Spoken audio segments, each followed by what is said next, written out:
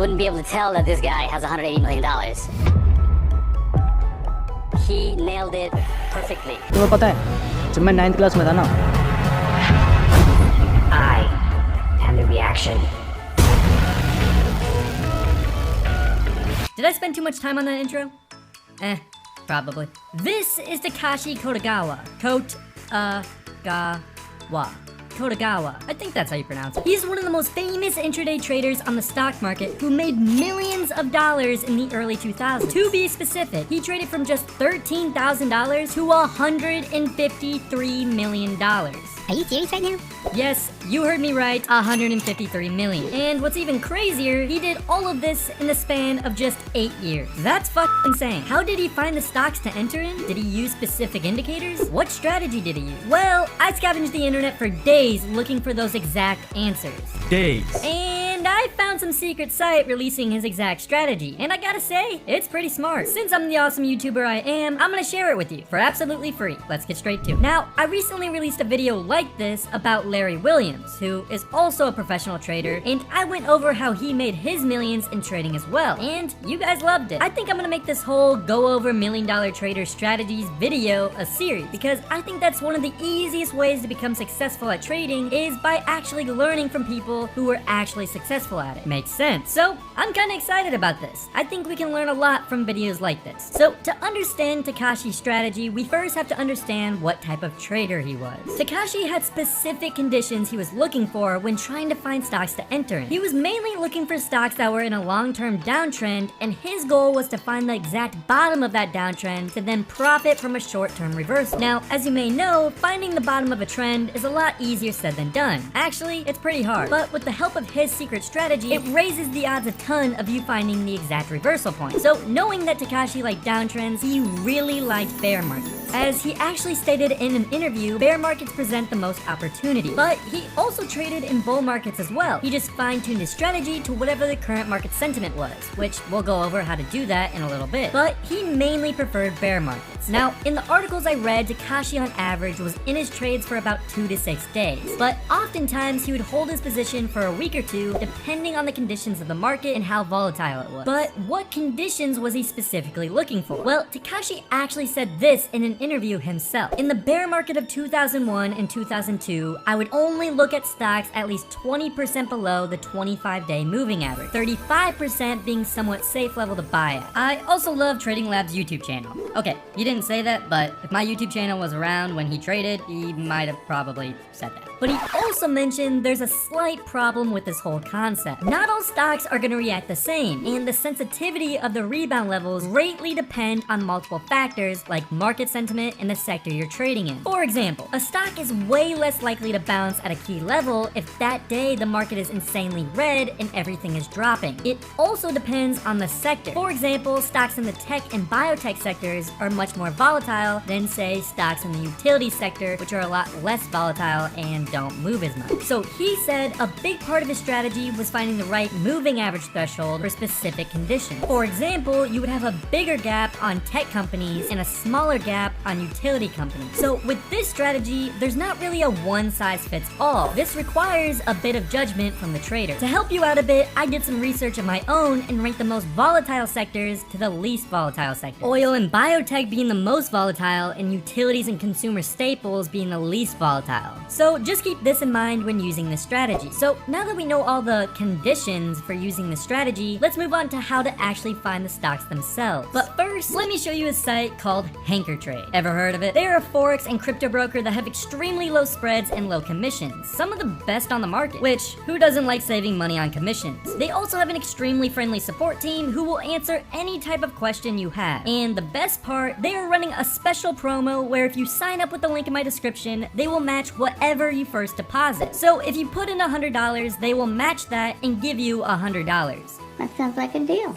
Sign up with my link and make sure you use that special promo. It's free money. Alright, so how do we find the stocks themselves? Now, Takashi didn't really explain this part, but I myself found a great way to do this. We're gonna need to go on TradingView. I'll leave a link in my description if you don't yet use it. We're gonna be using TradingView Stock Screener. I think you need TradingView Pro in order to use this, but if you don't have that or don't feel like paying for it, there are some free scanners out there you can use instead. But we'll be using TradingView for this example. Once you're on the screener, change the time frame to 4 hours. Go to the settings, make sure we're only looking at common stock. These exchanges, price change percentage is below -20, price is above $1, mark the current trading day, and price is below the 20 EMA by 20%. You can also filter out specific sectors if you want to trade stocks in a specific sector. This will give you a full list of stocks in our criteria. Now, Takashi said himself he likes stocks that were gradually downtrending, no sharp movement. So oftentimes from this biggest losers list, you'll have penny stocks that have sharp down movements like this. We want to disregard these stocks. What we are looking for is something like this,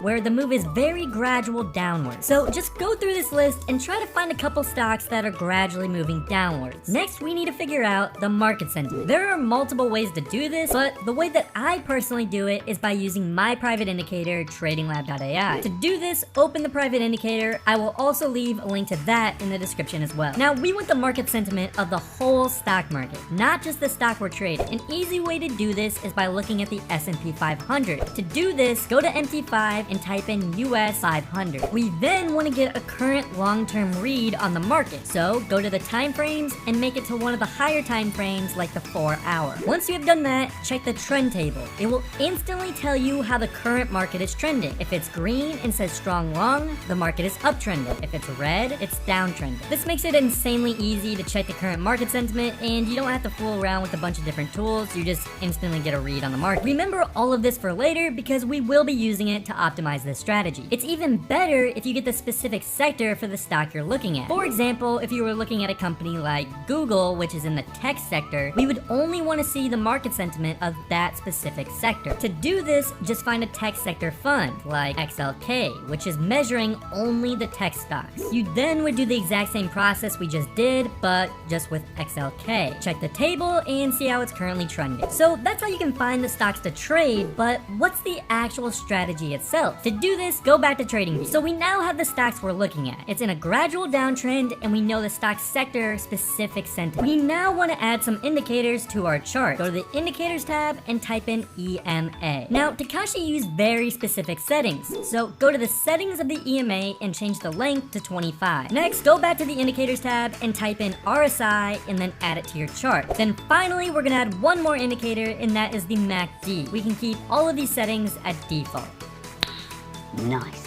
So we now have the indicators set up. Now, as said before, Takashi was looking for a big gap between the current price and the EMA. So we want to go to a larger time frame like the 4 hour. We can then measure the gap between the EMA and the current price. To do this, just go to the toolbar on the left, grab the measuring tool, and mark from the EMA to the price. Now, Takashi said he would only look at stocks with a gap bigger than 20% and 35% being more safe. But this is when the trader's judgment starts to come into play. So say if we were looking at the trend table from before and it said bearish, meaning the current market is in a downtrend. We can start to shoot for larger percentage gaps like 30% or 35%. But say if the current market is bullish, we would shoot for smaller percentage gaps like 20% or 25%. This is also when the sector concept comes into play. Same thing, if you're in a more volatile sector like tech or biotech, you would shoot for larger gaps. If you're in a less volatile sector like utilities, you would shoot for smaller gaps. So we found a gradual downtrend, we measured the sectors, and we found a suitable gap. We now move to the next part of the strategy, which is support and resistance. Go to a larger time frame like the 4 hour or daily, mark out all the key levels. You should only mark the very strong levels. So by the time you're done, your chart should look something like this, with very few lines only marking the major levels. It shouldn't look like this, where you have tons of levels and marking weak levels. We only want the major level. We then want to wait for price to hit one of these major levels. Now again, this part takes some judgment. If you're in a bear market, price can easily hit one of these higher levels and break right through it. So we would want to wait for some of these lower, more major levels. But say if we're in a bull market, price is more likely to respect these levels and we can aim for some of these higher, less strong levels. So again, there's some trader's judgment with the strategy, but I personally think that's why it works so well. Next, we want to also look at our RSI indicator and make sure the line is in the oversold area once prices by the support. So now that our chart is set up, we're gonna wait for price to hit one of these levels and enter into a trade live. Okay, so it's been a couple days and price hit our level. So we're gonna take a trade live. So price hit our level and we're happy with the current conditions. We're now gonna go to a lower time frame. Takashi himself used the 15-minute time frame for this specific part. What we are looking for is for price to start bouncing, and we want confirmation that it's happening. So in this specific chart, you can see right before the correction, there was a big gap between the EMA and the price. We are also seeing an uptrend starting to form on the smaller time frame, showing a bounce is starting to occur